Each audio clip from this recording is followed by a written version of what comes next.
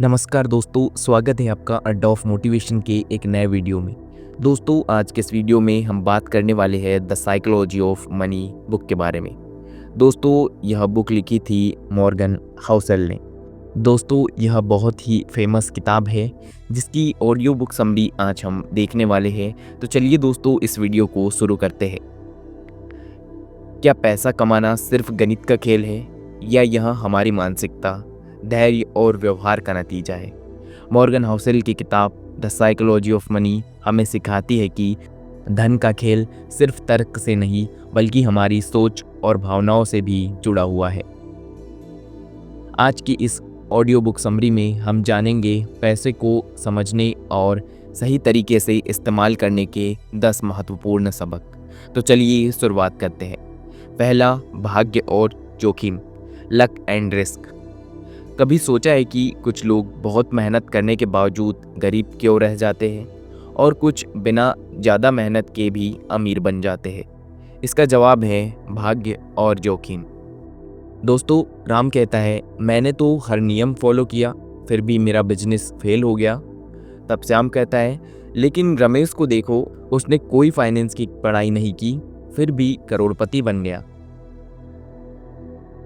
दोस्तों, यही है भाग्य और जोखिम का खेल। सफलता और असफलता में मेहनत तो मायने रखती है, लेकिन भाग्य और जोखिम को नज़रअंदाज नहीं किया जा सकता। इसीलिए किसी की सफलता को कॉपी करने के बजाय अपनी परिस्थिति और संभावनाओं को समझना जरूरी है। दूसरा है संतोष, नेवर इनफ। कभी सोचा है कि कुछ लोग करोड़ों कमाने के बाद भी खुश क्यों नहीं होते? क्योंकि उन्हें हमेशा और ज़्यादा चाहिए। अमित कहता है, बस थोड़ा और पैसा कमा लूँ फिर आराम करूँगा। तभी सुमित कहता है, भाई तुम 10 साल से ही यह बोल रहे हो।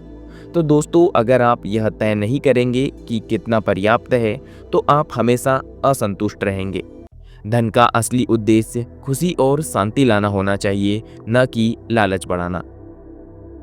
इसके बाद हम तीसरा पॉइंट देखते हैं, बचत और निवेश, सेविंग एंड इन्वेस्टिंग। अमीर बनने के लिए आपको करोड़ों कमाने की ज़रूरत नहीं, बल्कि जो कमाते हो उसे सही तरीके से बचाने और निवेश करने की ज़रूरत है। दोस्तों, जैसे कि रोहित बोलता है, मुझे अमीर बनना है लेकिन मेरी सैलरी कम है। तभी संजय कहता है, भाई कमाई से ज़्यादा बचत और इन्वेस्टमेंट ज़रूरी है। तभी संजय बोलता है, भाई कमाई से ज़्यादा बचत और इन्वेस्टमेंट ज़रूरी है। तुम 50,000 कमाकर भी 5,000 नहीं बचा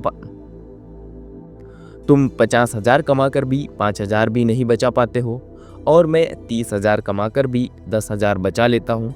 सो असली गेम बचत का और निवेश का है। दोस्तों, यह बिल्कुल सही है। ज़्यादा कमाने से ज़्यादा सही बचत और निवेश करने की आदत डालो। दोस्तों, इसके बाद हम चौथे पॉइंट की बात करते हैं, धैर्य और चक्रवृद्धि ब्याज, द पावर ऑफ कंपाउंडिंग। क्या तुम्हें पता है कि वॉरेन बफेट की संपत्ति का 90% हिस्सा उन्होंने 50 साल की उम्र के बाद बनाया? इसका राज आखिर क्या है? तो दोस्तों, इसका राज है चक्रवृद्धि ब्याज।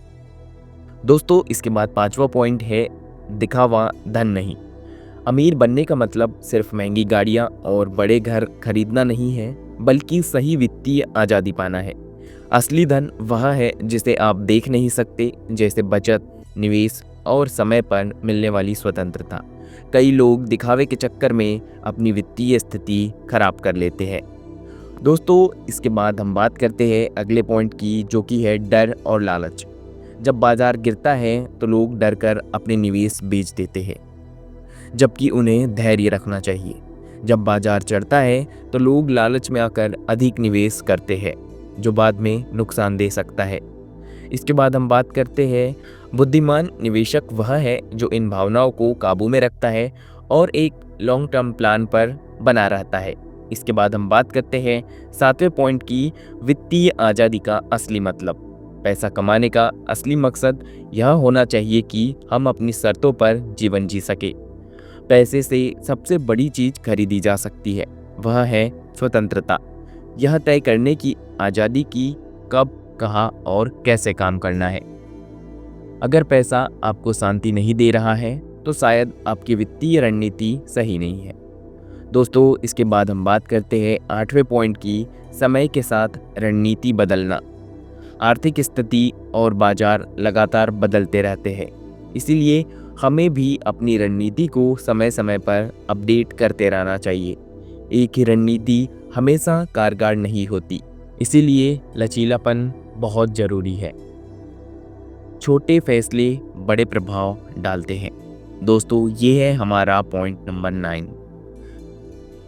निवेश और बचत के छोटे छोटे फैसले जब समय के साथ जोड़े जाते हैं तो बहुत बड़ा प्रभाव डाल सकते हैं। एक दिन में करोड़पति बनने की कोशिश करने के बजाय धीरे धीरे सही आदतें डालनी चाहिए। इसके बाद हम बात करते हैं लास्ट और आखिरी पॉइंट नंबर 10, मानसिक संतुलन और धैर्य।